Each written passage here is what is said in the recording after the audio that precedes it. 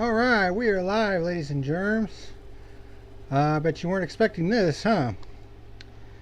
I've decided that I want to review Formula One here in 2021 because why the fuck not at this point? So I'm going to start by reviewing the Portuguese Grand Prix today, and then later this week I'll do a retroactive review of the Bahrain Grand Prix and the Emilia Romagna Grand Prix.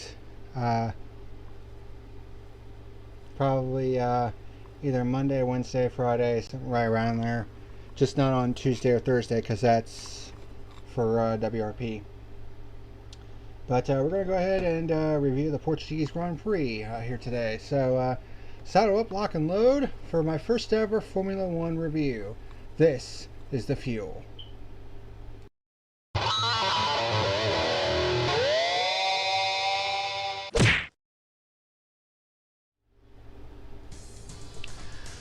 What's happening, ladies and germs? This is the Packerman, and welcome to today's edition of the Fuel. Well, the first edition of the Fuel. We're here at 1:23 p.m. as it's currently is right now. We're going to be reviewing the Formula One Portuguese Grand Prix, the third round of the season, 23. And of course, I'm going to be reviewing the NASCAR race later on tonight. It's the 81st edition of the Fuel. Title of today's episode: Mercedes versus Red Bull, because that's what it's looking like here early on this season. Last couple years, it's been Mercedes, Mercedes, Mercedes, Mercedes. I mean, if memory serves me correctly, I think they've won the last, I think like 7 or 8 manufacturers' titles. Since Lewis Hamilton came on board with them. Let me double check here.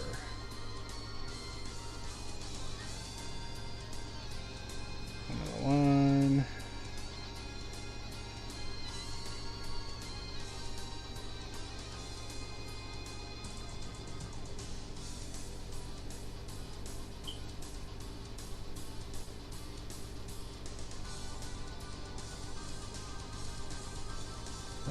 Give me 1 second here.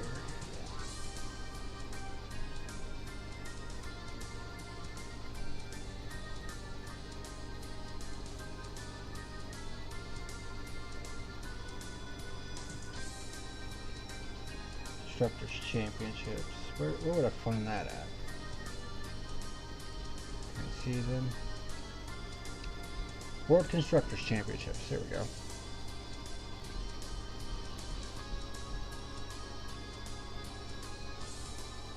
Yes, Mercedes has been the manufacturer's champion, or constructor's champion as it were, since 2014.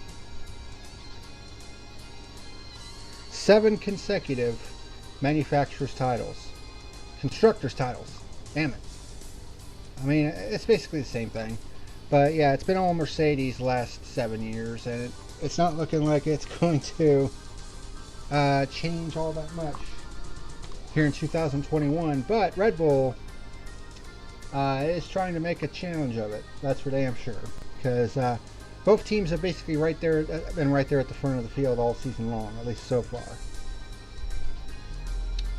So the first headline was Lewis Hamilton getting the win today, and this was his 97th Formula One Grand Prix victory. He is just 3 away from becoming F1's first ever centurion. I mean, he surpassed Michael Schumacher last year for the most of all time, because Schumacher had 91 total wins, so Hamilton's now at 97, but he's just 3 wins away from becoming F1's first centurion, and I think it's gonna happen sooner rather than later. I honestly think that once he gets that century mark, and if he does win the 8th championship this year, I think he'll call it a career. Because at that point, what does he have to accomplish? So, on the topic of Mercedes versus Red Bull, it's starting to look like Hamilton versus Verstappen, because the two have been trading the top spot back and forth the first 3 rounds. Hamilton just barely outran Verstappen at Bahrain, and then Verstappen got the win at the San Marino circuit to make it 1-1. And then today, Hamilton managed to get the win after starting from second, dropped back to third, but then got back up to the lead and got his second win of the year. So it's 2-1 in favor of Hamilton right now. But one other thing I wanted to talk about before we started really getting into this review. Nikita Mazepin is trash. He is absolute trash. We've seen that the first 3 races of this season. He is nothing but a fucking moving chicane. And of course he's human garbage on top of that. Of course there was that thing that happened during the before the season even began, when he was basically caught on film groping a woman, at a party. And it's just like, why Formula One why the FIA is letting this guy drive is beyond me. Although I think it's because of, as per the usual, the fucking money that his family has. But this guy is fucking trash. Get him off the fucking track. He's just absolute garbage. But with that out of the way, let's go ahead and get into this review for the 2021 Portuguese Grand Prix. So Valtteri Bottas starts from the pole. He won the pole. 66 lap race. Won't have to worry about stages in this case, because Formula One doesn't do that shit. Good start by both Mercedes cars. Lando Norris gets by Esteban Ocon for the 6th position. Bottas leads lap 1, but then we get our first safety car, our only safety car, on lap number 2. When Kimi Räikkönen makes a very rare mistake from someone who's been around as long as he has. When he gets into the back of his Alfa Romeo teammate on the front stretch, Antonio Giovinazzi, which completely destroyed his front wing, and he basically buried it into the gravel trap in turn 1, which took him out of the race and deployed the safety car. At this point, I noticed that most drivers were starting on mediums, with some others starting on soft tires.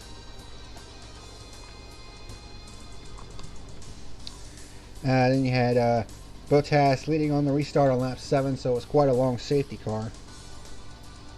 Verstappen gets by Hamilton for 2nd position. So Hamilton dropped back a little bit early on, basically trying to get the handle on his Mercedes. Norris gets by Sergio Perez for the 4th position, but Perez was complaining, I guess, to the FIA that he basically exceeded track limits. So eventually Norris gave that position back. It was a good start by Norris in his McLaren. DRS is enabled on lap 9. Verstappen started closing on Bottas for the race lead, but got a little loosey-goosey in turn 14, which then in turn allowed Hamilton to take advantage down the front stretch and retake 2nd going into turn 1. Turn 1 was basically the prime passing point on this track, because that's where a large majority of the passes took place in this race. Hamilton gets fastest lap on lap 12. And Norris lets Perez back for the 4th position, like I said earlier. Daniel Ricciardo gets by Sebastian Vettel for 10th in turn 1 on lap 18, moving into the points. And then Hamilton made a great outside move around Bottas in turn 1 to take the race lead for our first pure lead change and our only pure lead change on lap 20. Carlos Sainz for Ferrari makes his first pit stop on lap 22, kicking off green flag pit stops. Verstappen trying to close on Bottas for the 2nd position. Hamilton then sets a new fastest lap on lap 31, which is a 1:21.9. And the reason why this is important is because if you finish in the top 10 and you have the fastest lap, you get a bonus point. So there you go. Verstappen pits from 3rd on lap 36. Bottas comes in on the next lap from 2nd. Verstappen on hot tires manages to pass Bottas for the 3rd position. And Sergio Perez decides he is going to stay out for a long ass time on his mediums. How long? Pretty damn far into the race. And of course, he's in the other Red Bull car. Hamilton pits from the lead on lap 38. And everyone was basically switching to the hard compound tires on the pit stops. Hamilton and Bottas start trading the fastest lap because as the fuel load burns off, because these guys aren't allowed to refuel the cars, so they have their entire fuel load basically on board from beginning to end. And as that fuel load burns off, the cars get lighter and lighter. So Hamilton and Bottas start trading fastest lap. Ocon gets by Sainz for 7th into turn 1. Sainz starts dropping back through the field. Nikita Mazepin starts becoming a moving chicane. He basically gotten Perez's way in turn 3 on one lap, which prompted an FIA investigation. At this point, Perez has gone 50 laps on his medium tires and actually got to lap 52, which is a long-ass time on the mediums. Hamilton gets by Perez for the race lead, but since Perez had not made his scheduled pit stop yet, it will not count as a pure lead change. Fernando Alonso gets by Daniel Ricciardo for 9th in turn 1, so Alonso was looking good in the Alpha car. What the hell is that team called?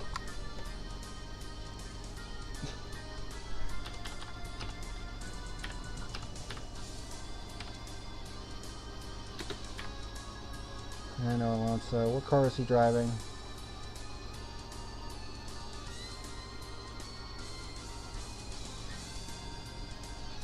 Alpine. There we go. Not Alpha. That's yeah, that's what I was referring. That's what I was getting confused, because there's a team called AlphaTauri, but he's driving for Alpine Renault. And the team formerly known as Racing Point is now known as Aston Martin. So there you go. Getting back on point here. But Alonso gets by Ricciardo for 9th in turn 1. Perez finally pits from the lead, or pits from second rather, on lap 52, going onto the soft tires, and they will try to steal the fastest lap of the race, which is smart strategy. Because with it's looking like this championship is really going to be a battle between Hamilton and Verstappen, and anytime they can take away fastest lap from Hamilton and take away that extra point, I mean, every point counts, because you never know. Mazepin gets a 5-second penalty for ignoring blue flags, and he also gets a penalty point on his super license. So I'm guessing if he gets too many of those, then his super license will be revoked, which it should have been revoked from day one, but that's just my opinion. Perez sets the fastest lap on lap 55 with a 1:26.43. Alonso gets by Sainz for 8th on lap 59. The reason why this is important is because only the top 10 earn championship points. Bottas comes in with 3 laps to go, and he goes on the soft tires to try to get the fastest lap. And then, because Bottas came in, that allowed Verstappen to come in and get the fresh soft tires to try to get the fastest lap as well. And they both had significant gaps to the person behind them in order to make this move. Ricciardo gets by Sainz for 9th. Verstappen, as I said, goes in to get the fresh soft tires. And then Pierre Gasly gets by Sainz for 10th, giving him the final point, and that drops Sainz out of the points. And Lewis Hamilton, unchallenged the rest of the way, wins the Portuguese Grand Prix by nearly half a minute, basically because his opponents behind him basically realized that they weren't going to catch him, so instead they decided to go for the fastest lap. Verstappen takes second and initially had fastest lap, but it was determined that he had exceeded track limits in turn 14, earning that fastest lap, so he actually loses the fastest lap. So Valtteri Bottas ends up with the fastest lap, and he will get the bonus point for it. But Verstappen still ends up on the podium in second, with Bottas rounding out the podium in the 3rd position. So, what do I think of this race? I mean, it was alright at the beginning, but then as it kind of went on, I mean, it kind of stretched out to the point where it's like, yeah, this is a typical F1 race. So it is what it is. But overall lead changes, we had just 3 lead changes during this race in a 66 lap race. Only 1 pure lead change, but again, this is Formula 1 we're talking about, and a singular safety car during this event. Give me 1 second here, because there's one thing I forgot to do. I think those are race results. Let's see. Yes, they are. Okay, cool. So, race results, and actually, there's something else I gotta do here real quick.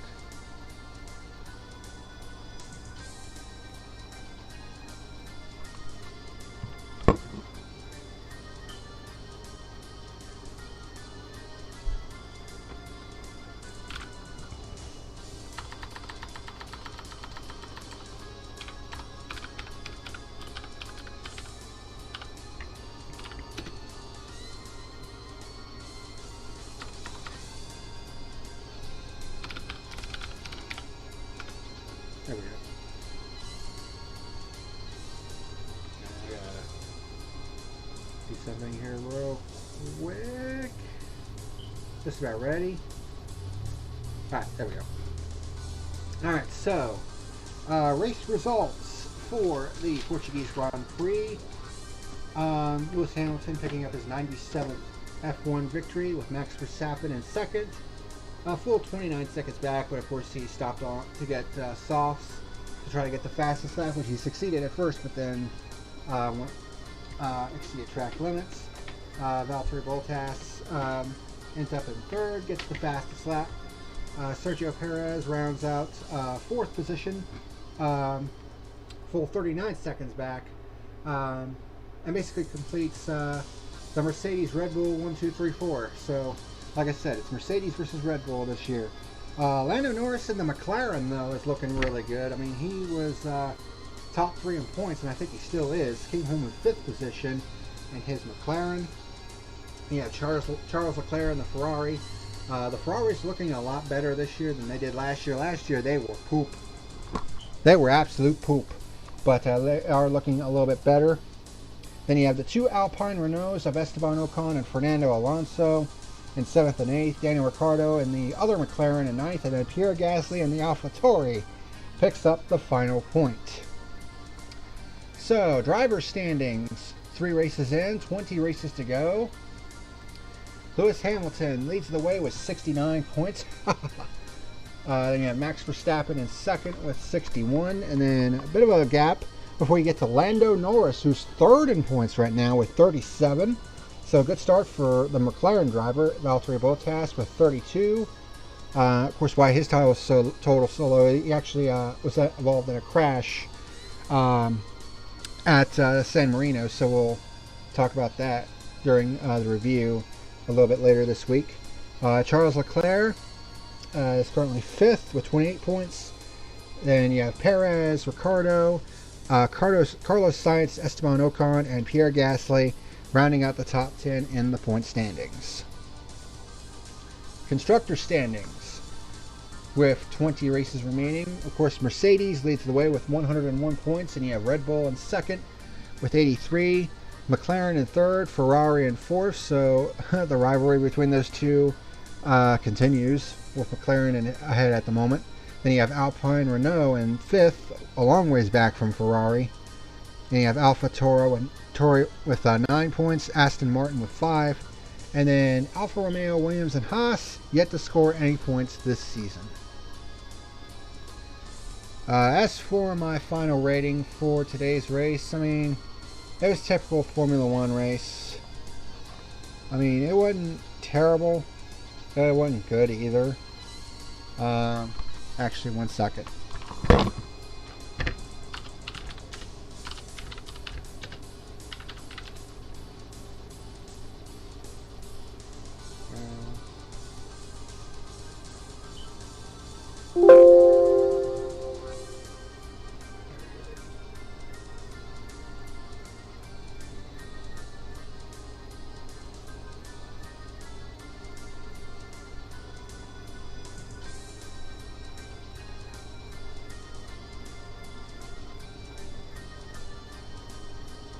Alright, there we go. So, what is my final rating going to be for the Portuguese Grand Prix? I'm going to give it a 4 on the fuel gauge. So, 4 out of 10. Like I said, it wasn't complete garbage, but it was just typical F1, you know, typical Mercedes dominance. You know, nothing really too new there. So, that's how I'm going to rate the Portuguese Grand Prix, a 4 out of 10, basically. But that is going to do it for this edition of the Fuel, or first edition of the Fuel for today. And this is my first ever Formula One race review. Hopefully the first of many to come. Later on tonight, I will be reviewing the Cup race with perhaps the dumbest race title that I've ever heard them have for a race, which we'll get to that in tonight's review of the Cup race at Kansas. But that'll come later on tonight. So, till then, thank you very much for watching. And until next time, this is the Packerman signing out. See you later. Thank you for watching tonight's video. Be sure to like and subscribe, you rats!